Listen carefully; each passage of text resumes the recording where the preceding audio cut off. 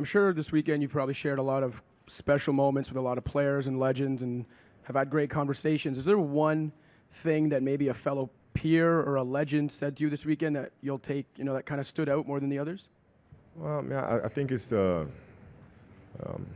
stories of when they first came into the league, and they were matching up against me, and just kind of the little things that an elbow here or a steal here, and them wanting to earn my respect at an early age, right? Coming into the league, playing against me, wanting to prove to me that they were as competitive.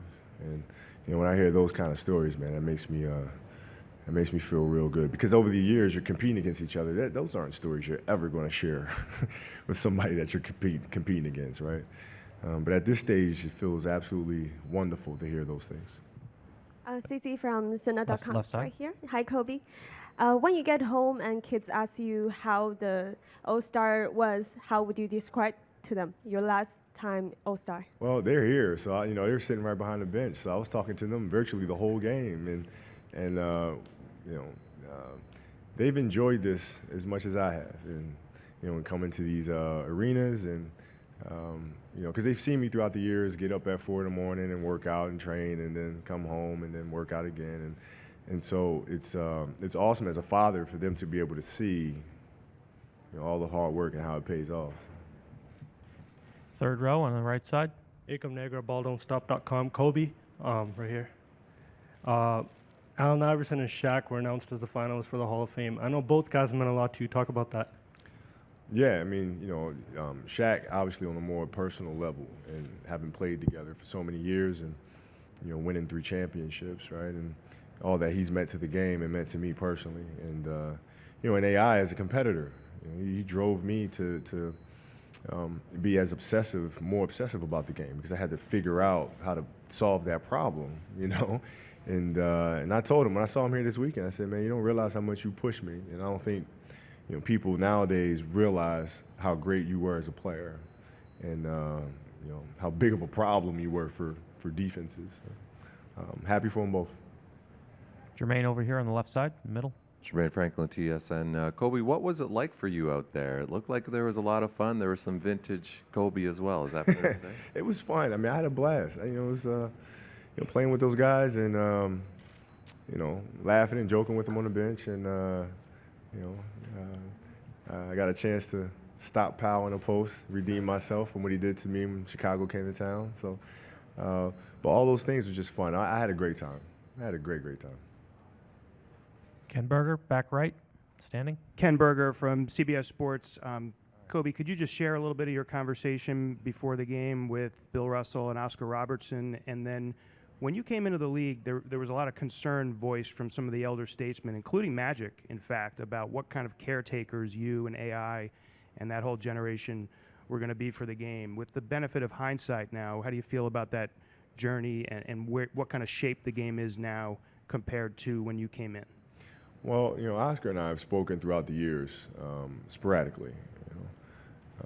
Bill Russell and I have talked more often, and he's given me a lot of great advice on leadership and competitiveness and things of that sort. So, he and I were more just catching up and touching base. I mean, we had changed some of my information, so I was kind of giving him the new information so we can continue to touch base and talk, and we'll come to town in LA and we'll catch up and things like that, right? But as far as the league, when we first came in, it's always the younger generation that comes in that's just like, the elder statesmen always say this younger generation has no idea what they're doing. They're going to absolutely kill the game, and the game when we played was pure and all this other stuff, and man, that's always the case. And when we came in, we were just young kids that just wanted to play, and AI was aggressive, and it was a newer generation, newer culture, but I think where the game ended up, it ended up in a beautiful place. And, David Stern changed the dress code somewhere in between that. That helped, I think. And, I think the game's in a beautiful place now. Ramona right here. Hi, Ramona Shelburne, ESPN. Hey, when you went at Michael Jordan in 1998, like, you went at him. Like, it wasn't just like you were in the game with him. Did anybody go at you tonight?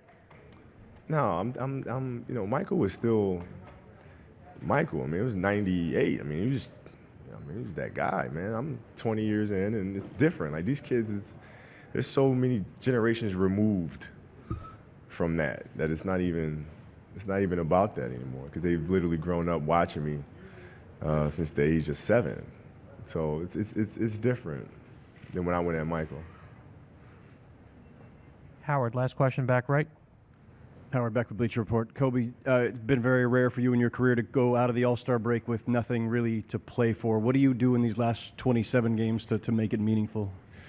Well, you try to make the second half better than the first, and you try to forget about what happened the first half of the season in a sense of what our record is, and take this break to come in and feel like you have a clean slate, right? Mentally approach it as you're 0-0.